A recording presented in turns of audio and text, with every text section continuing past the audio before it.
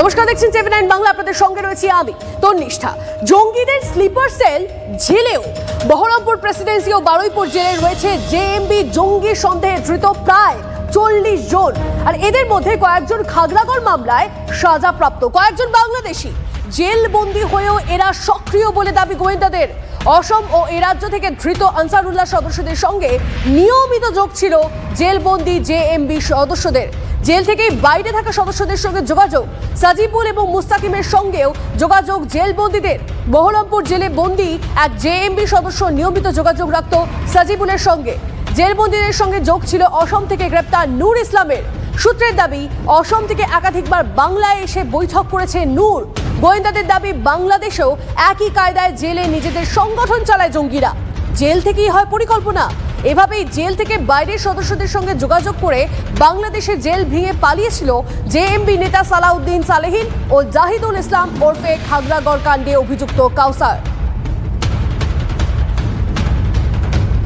আমাদের পশ্চিমবাংলা জেল, আপনি টাকা পশ্চিমবাংলা জেলে আপনি যদি টাকা দেন তাহলে আপনি জেলের মধ্যে সব সুবিধা পাবেন, ইভেন রাত্রিবেলা বাড়িও আসতে পারেন।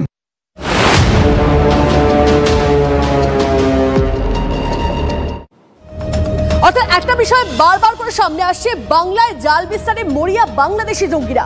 মুর্শিদাবাদ ঘুরে গিয়েছেন আনসারুল্লাহ বাংলা টিমের মাথা জসিমউদ্দিন রহমানি। এবিটির ধৃত সদস্যদের গ্রেপ্তার করে এমনই বিস্ফোরক তথ্য উঠে এসেছে গোয়েন্দাদের হাতে। নভেম্বরের দ্বিতীয় সপ্তাহে জসিমউদ্দিন ছিলেন শাহজাদির ভাই সাজিবুলদের ডেরায়। সেই গ্রামে পৌঁছে গিয়েছিল টিভি9 বাংলা।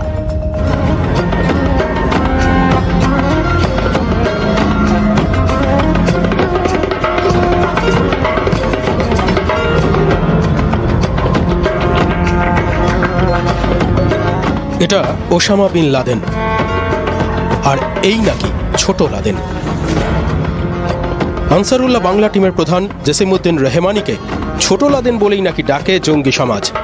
যে জসিমউদ্দিনকে জেলে পুরেছিলেন শেখ হাসিনা আর মুক্তি দিয়েছিলেন মোহাম্মদ ইউনুস। আর নভেম্বরেই নাকি জসিমউদ্দিন এসেছিল ভারতে, এই পশ্চিম বাংলায়। কোথায় এসেছিল জসিমউদ্দিন? কেরল থেকে ধরা পড়ে আনসারুল্লাহ জঙ্গি সাদকে জেরা করে অসম পুলিশের এসটিএফ। তারপরেই সাদের ভাই সাজিবুল গ্রেপ্তার। সাজিবুলকে গ্রেপ্তার করে পশ্চিমবঙ্গ পুলিশের এসটিএফ। সাজিবুলের সঙ্গেই গ্রেপ্তার হয় তার বন্ধু মুস্তাকিন। সাজিবুল ও মুস্তাকিনই নাকি জসিমউদ্দিনের কথা বলেছে। জেরায় নাকি জানিয়েছে জসিমউদ্দিনের এ রাজ্যে আসার কথা। নভেম্বরে নাকি জসিমউদ্দিন মুর্শিদাবাদের দুর্লভপুরে আসে।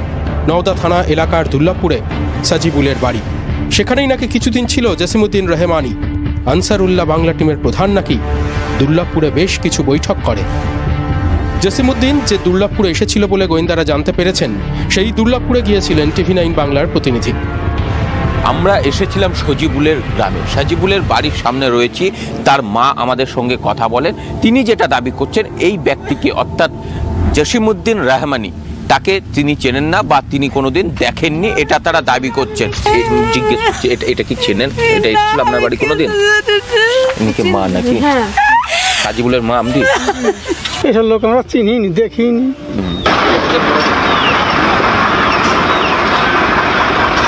সাজিবুলের মা বা তার প্রতিবেশীরা কি সত্যি কথা বলছেন?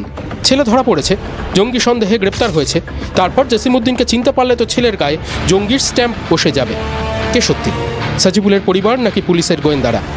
সারা অঞ্চল থেকে এই হিন্দুত্ববাদী আন্দোলনকে ধ্বংস করে দিয়ে, ভারতকে টুকরো টুকরো করে দিয়ে ইনশাআল্লাহ এই তাওহীদি জনতা দিল্লির মসনদ পর্যন্ত আবার দখল করবে।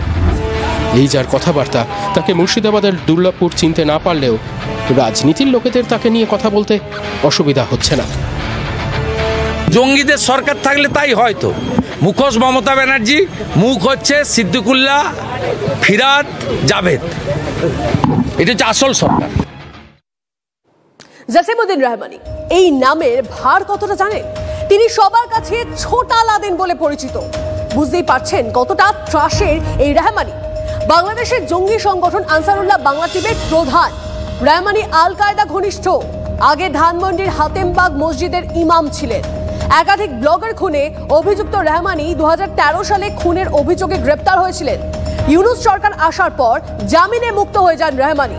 ভারতের স্লিপার সেল মডিউলের নিয়ন্ত্রক। সাজিবুল মুসাকিমদের জেরা করে গোয়েন্দাদের সন্দেহ এবিটি হেড জসিমউদ্দিন রহমানি মাস দুয়েক আগে নভেম্বরে মুর্শিদাবাদে এসেছিলেন।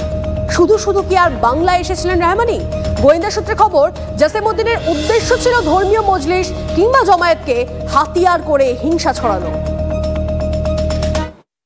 বাংলাদেশে যেখানে এই ধরনের একটা পরিস্থিতি, যেখানে কার্যত মুক্তাঞ্চলে পরিণত হয়েছে, সেখানে তার নিজের দেশ বাংলাদেশ ছেড়ে তিনি এ রাজ্যে আসছেন এবং মুর্শিদাবাদ যেখানে অন্য একটি দেশে আসছেন যেখানে তাকে গ্রেপ্তার হওয়ার যে কোনো সময় গ্রেপ্তার হতে পারেন, সেখানে এতটা তিনি নিরাপদ ভাবলেন কি করে? কারণ সেখানে দুটো বিষয় উঠে আসছে।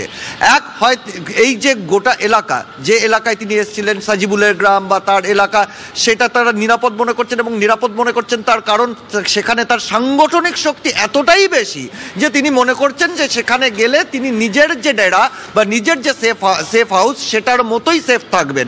এটা কিন্তু কোথাও একদম হাতে কলমে সেটা প্রমাণ হয়ে যাচ্ছে যে সেখানে সাংগঠনিক শক্তি এতটাই বেশি যে রহমানির মতো শীর্ষ নেতা নিজেকে নিরাপদ মনে করছেন। দ্বিতীয় হচ্ছে, এই ধরনের শীর্ষ নেতারা যখনই আসেন তার মানে ধরে নিতে হবে যে এই যে পরিকল্পনা সেটা অনেক দূর এগিয়েছে এবং সেই পরিকল্পনার ফাইনালাইজ কিছু করার জন্য এবং সেই পরিকল্পনা আরো বড় মাত্রায় নিয়ে যাওয়ার জন্য এই ধরনের শীর্ষ নেতারা আসেন।